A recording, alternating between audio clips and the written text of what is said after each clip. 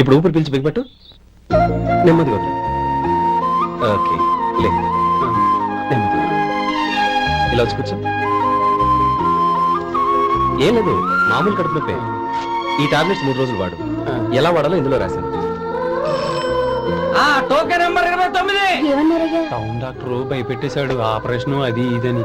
కానీ ఈ డాక్టర్ బాబు ఏమీ లేదని చెప్పాడు. అలాగా? ఈ బాబు 10 కాలాల పాటు చల్లగా ఉండాల.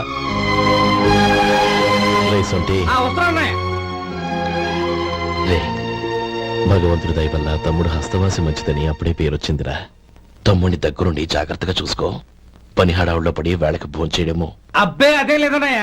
1 గంట గల పేషెంట్ కట్టు, భోజనం పెట్టు. అది అలా జాగ్రత్తగా చూసుకో. నేను చూసుకుంటాను కదన్నయ్య, నువ్వు వెళ్ళు.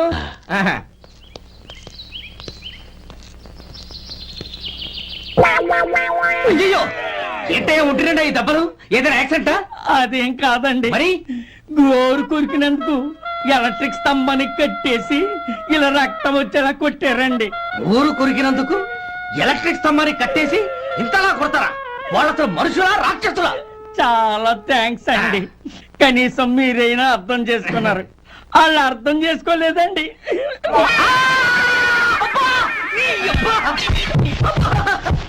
గోరు కొరకడం అంటే ఇదా? నిన్ను కొట్టడం కాదురా, నిలువురా నరికేయాలి. సెప్టిక్ అవుతుందో ఏమిటో. మన 2 ఊర్ల పొలిమేరలో ఉన్న ఈ మల్లికార్జున స్వామి వారి దేవాలయం జీర్ణదశలో ఉందన్న విషయం మీ అందరికీ తెలుసు. ఇన్నాళ్ళు మీ ఊరు వాళ్ళు పట్టించుకుంటారని మా ఊరి వాళ్ళు, మా ఊరి వాళ్ళు పట్టించుకుంటారని మీ ఊరి వాళ్ళు దీన్ని ఇలా వదిలేశారు.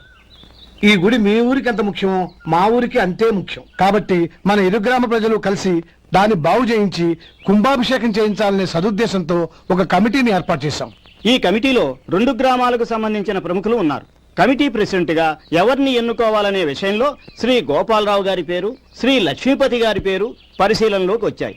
అందువలన మేమందరం బాగా ఆలోచించి తర్జన భర్జనలు చేసిన మీదట శ్రీ గోపాలరావు గారే అన్ని విధాలా ప్రెసిడెంట్ పదవికి అర్హులని ఈ కమిటీ నిర్ణయించడం జరిగింది.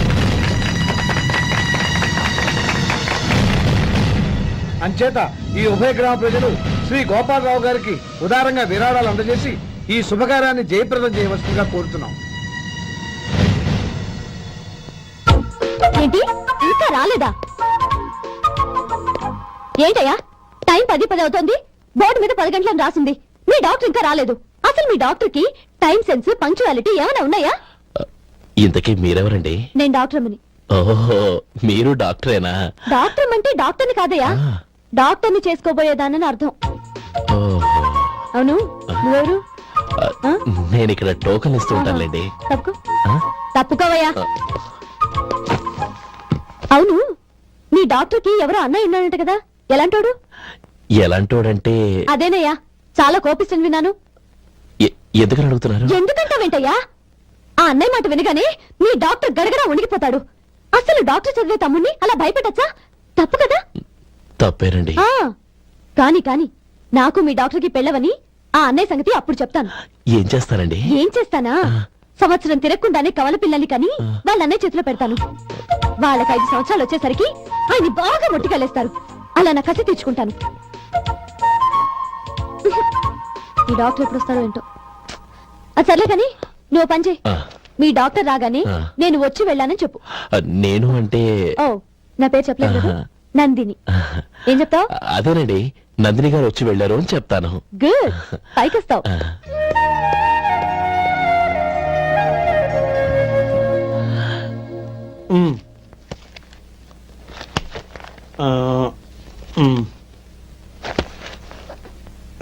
దీంతో మొత్తం 4,98,200 అయ్యాయి. పోతే నువ్వు ఇచ్చినంత ఇవ్వలేకపోయినా ఈ దైవకార్యానికి నా వంతు చందా 1800. దీంతో మొత్తం 5 లక్షలు పూర్తి. సరేరా, నేను ఈ డబ్బు తీసుకుని పట్నం వెళ్ళి బ్యాంక్ లో వేసి వస్తాను. అలాగే, నేను నీతో వద్దాం అనుకున్నాను రా, అనుకోకుండా సాయంత్రం ఇన్స్పెక్షన్ వచ్చింది. పర్వాలేదులే, వెళ్ళొస్తాను.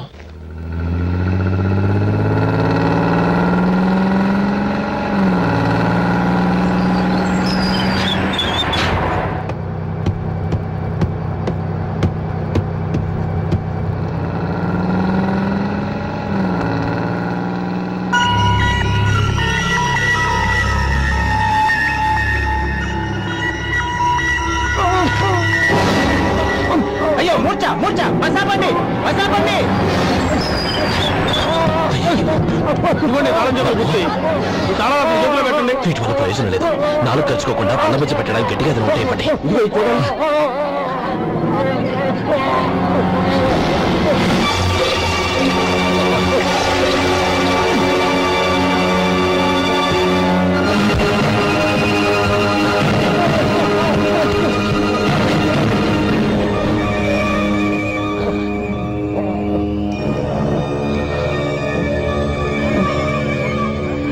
మీరు వెళ్ళి మీ సీట్లో కూర్చోండి. కొంచెం గాలాండి పట్టి. ఇప్పుడు ఎలా ఉంది బాబు? ఆ.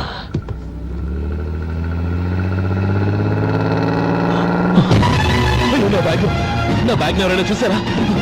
అందులో 5 లక్షలు ఉన్నాయి. నా బ్యాగ్ వెంటనే బస్తాపండి. ఎవరిని కింద దిగవద్దు. అందరినీ చెక్ చేయండి. నా అంచనా తప్పు కాలేదు. వాడి మంచితనమే వాడిని దెబ్బకొట్టి మన వాళ్ళని పంపించి గుడి తాలూకు డబ్బు కొట్టేశాడని పోలీస్ కంప్లైంట్ ఇవ్వండి. ఇప్పుడు ఆ స్టేషన్ ఎస్ఐ వాడి తమ్ముడి. వాడే వెళ్ళి వాడి అన్నయ్యని అరెస్ట్ చేసి వీధుల్లో నడిపించుకు తీసుకురావాలి. అది నేను కళ్ళారా చూడాలి, మనసారా సంతోషించాలి. అయ్యా గోపాలం గారు, గోపాలం గారు, మీరు దేవస్థానం సొమ్ము దొంగిలించారని ఎవరో పోలీస్ కంప్లైంట్ ఇచ్చారంట. మిమ్మల్ని అరెస్ట్ చేయడానికి మీ తమ్ముడు గారు వస్తున్నారు.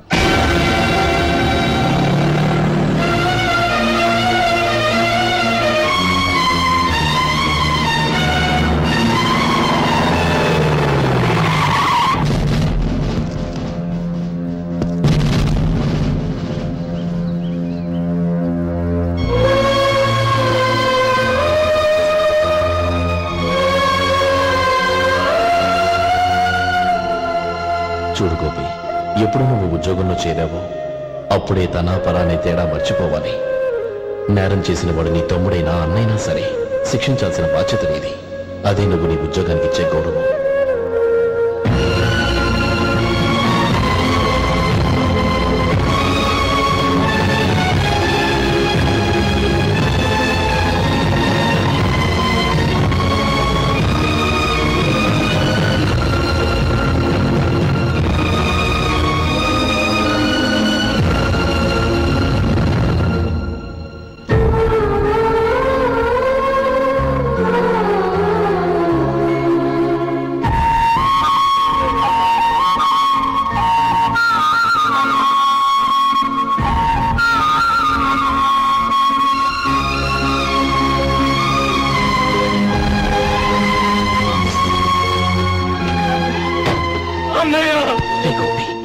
ఏమిట్రా ఇది?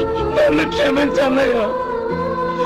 నేను కోరి ఉద్యోగుల చేతులు మాట్లాడమే, కానీ ఇలాంటి పరిస్థితి ఎదురవుతుంది అనుకోలేదు. నా ఒంట్లో ప్రతి రక్త పట్టు నీ భిక్షానన్నయ్య. నిన్ను అవమానపరిచి ఉద్యోగం నిలబెట్టుకునే బదులు నా ప్రాణాలను వదులుకుంటారు, కానీ ఈ పని మాత్రం చేయలేనన్నయ్య.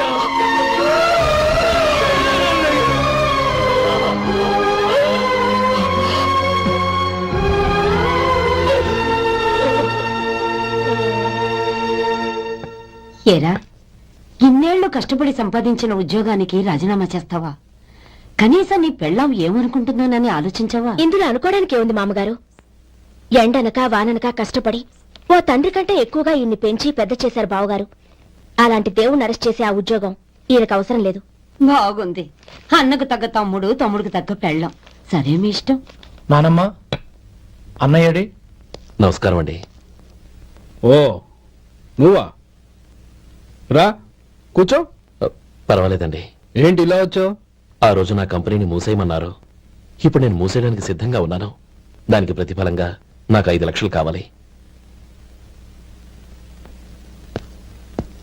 అలాగే, నీకు కావలసిన 5 లక్షలు నేను ఇస్తాను. చాలా థ్యాంక్స్ అండి. కానీ మీరు మీ కంపెనీని మూసేయక్కర్లేదు. సార్? అవును మిస్టర్ మధు, మీ అన్నగారికి జరిగిన అన్యాయం గురించి తెలుసుకున్నాను. మీ కుటుంబం గురించి కూడా విన్నాను. సహజంగా అందరూ ఐకమత్యానికి ఉదాహరణ రామలక్ష్మణులు అంటారు. కానీ ఆ రామలక్ష్మణులు ఎలా ఉంటారనేది పుస్తకాల్లో చదవడం తప్ప ఎవ్వరూ చూడలేదు. మీ అన్నదమ్ములను చూస్తే ఆ రామలక్ష్మణులు ఇలాగే ఉండేవారేమో అనిపిస్తుంది. అలాంటి కుటుంబానికి ఇలాంటి ఇబ్బంది రావడం నిజంగా దురదృష్టం. రామునికి హనుమంతుల్లా కాకపోయినా ఏదో ఉడతా భక్తిగా నా వల్ల వీలైన సహాయం ఈ 5 లక్షలు తీసుకో. మీ కంపెనీ పేరు మీదే అన్ని సరుకులు తయారు చేయండి. నేను వాటిని ప్రపంచమంతా మార్కెటింగ్ చేస్తాను. సార్ మీ రుణం ఉంచుకోను, తొందరలోనే తీర్చేస్తాను. స్నేహితుల మధ్య రుణాలేంటి మధు? We are friends.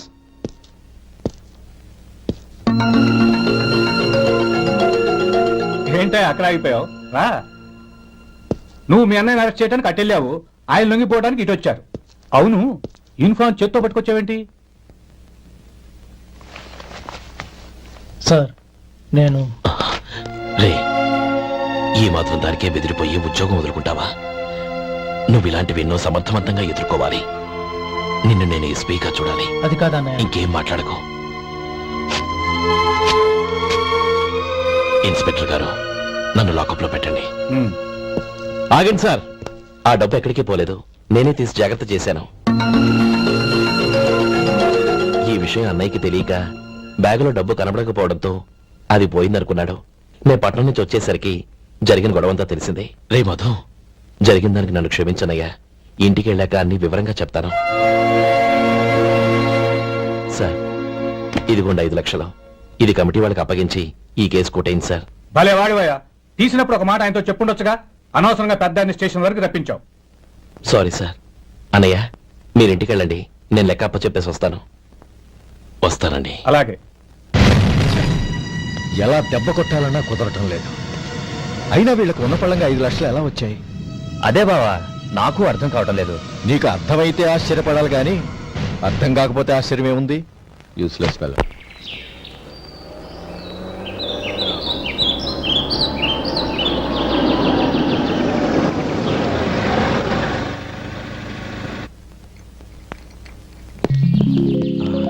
నువ్వు ఇక్కడే ఉండు. అన్నయ్య మూడు ఎలా ఉందో చూసి నేను లోపలికి తీసుకెళ్తాను. ఓకే? అలాగే.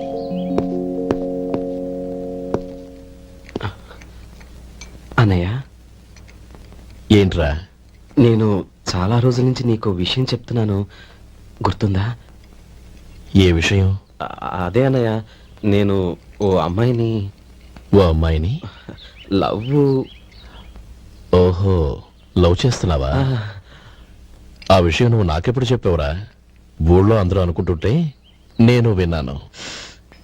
సారీ అన్నయ్య, నీకు చాన్నాళ్ళుగా చెప్పాలనుకుంటున్నాను కదా, అందువల్ల చెప్పేశానేమో అనుకున్నాను. ఓహో, ఆ అమ్మాయి వచ్చిందన్నయ్య, బయట నిలబడి ఉంది. బయట నిలబెట్టడం ఏమిట్రా? లోపలికి తీసుకురా. అలాగే అన్నయ్య. ఏయ్, అన్నయ్య మంచి మూడ్లో ఉన్నాడు, రా. కమ్.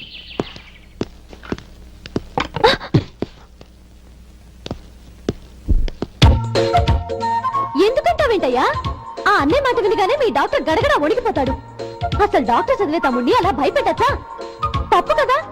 తప్పేనండి. ఆ, నమస్కారం. నమస్కారం. అదేంట్రా, మనిషో పక్కనుంటే నమస్కారం ఇంకో పక్కన ఉంది? అది మర్యాద అన్నయ్య, మర్యాద.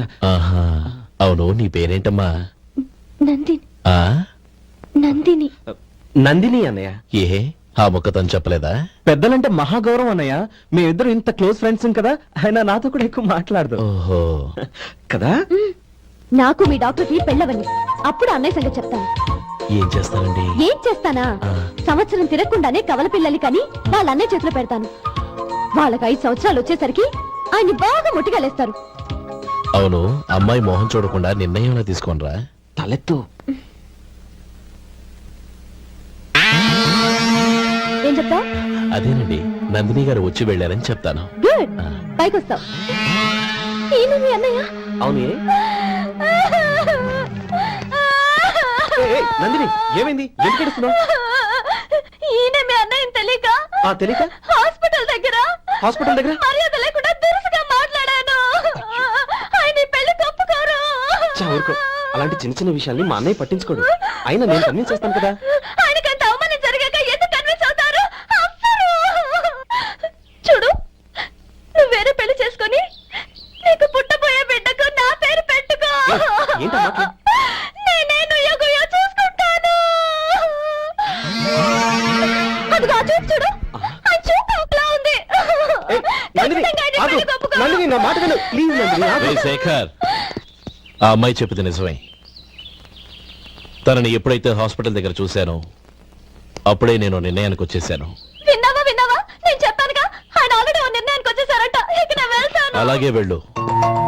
వెళ్ళి ఈసారి వచ్చేటప్పుడు మీ అమ్మా నాన్నల్ని తీసుకురా. ముహూర్తాలు ఎప్పుడు పెట్టుకోవాలో నిర్ణయించుకుంటాం. అర్థం కాలేదా? నువ్వే మా వాడికి సరైన చోటి. అదే నేను తీసుకున్న నిర్ణయం. థ్యాంక్ యూ బాబు గారు. నన్ను ఆశీర్వదించండి. లేమా, శీఘ్రమేవ కళ్యాణ ప్రాప్తి రస్తు.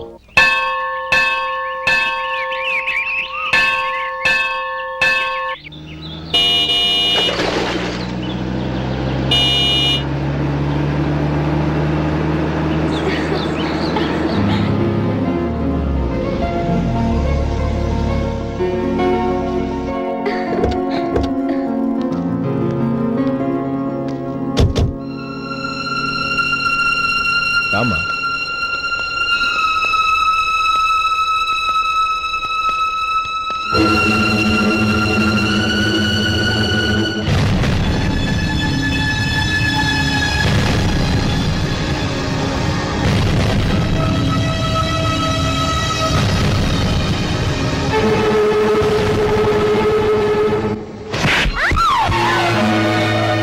నా పరువు తీసావు కదే. ఒక బెచ్చగాడిని నువ్వు కోరుకున్న వాడికి ఇచ్చి చేసేవాడిని. కానీ నువ్వు ఎవరిని ప్రేమించావో తెలుసా? ఎవడి నీడ సోకితే పంచమహాపాతకాలు అంటుకుంటాయనుకుంటున్నానో వాడి తమ్ముణ్ణి. ఆ రోజు ఆ గోపాలం గాడు నిశ్చితార్థం వరకు వచ్చి నా చెల్లెల్ని చేసుకోనని వెళ్ళిపోయాడు. ఆ ఆవేశంలో తొందరపడి ఓ పొరుగురు వాడికి నా చెల్లెల్నిచ్చి పెళ్లి చేశాను. ఆ తర్వాత తెలిసింది వాడికి అంతకు ముందే పెళ్లి అయిపోయిందని. వాడు పెళ్ళైన వాడైనా పర్వాలేదు, పరమ దుర్మార్గుడు. ఇంకొకరిని ప్రేమించిన దానివేక అని దెప్పి పడుస్తూ నా చెల్లెలికి మాటలతోనే నరకం చూపించాడు. అటు ప్రేమించిన వాడు దగా చేశాడు, ఇటు చేసుకున్నవాడు కిరాతకుడు. ఇలా చిత్రవధ అనుభవించి నా చెల్లెలు ఒకరోజు స్టవ్ పేలిపోయి చనిపోయింది. దీనికంతటికి కారణం ఎవరు? వాడు అన్న. అటువంటి వాడింటికి కోడలుగా వెళ్తావా? ఒక్క మాట చెప్తున్నాను విను. నువ్వు జీవితాంతం పెళ్లి చేసుకోకుండా ఇంట్లో పడినా పర్వాలేదు, కానీ వాడి తమ్ముడితో మాత్రం నీ పెళ్లి జరగదు. రేయ్, పురోహితుని రమ్మని చెప్పు. వచ్చే ముహూర్తంలోనే నీకు నందినికి పెళ్లి.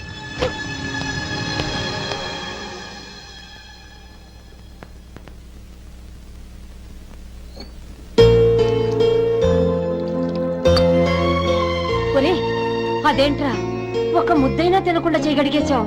నాకు ఆకలి కాలేదు నానమ్మ.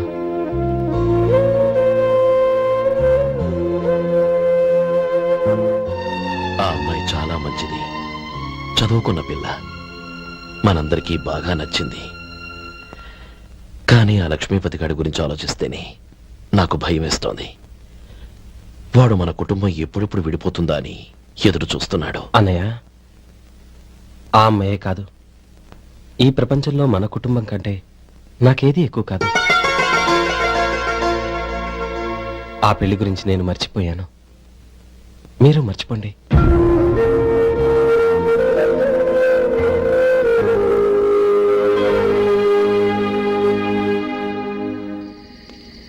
శేఖర్, నువ్వా? ఏంటి ఈ టైంలో వచ్చావు? నీతో ఓ విషయం మాట్లాడాలి. ఒకసారి బయటకు వస్తావా?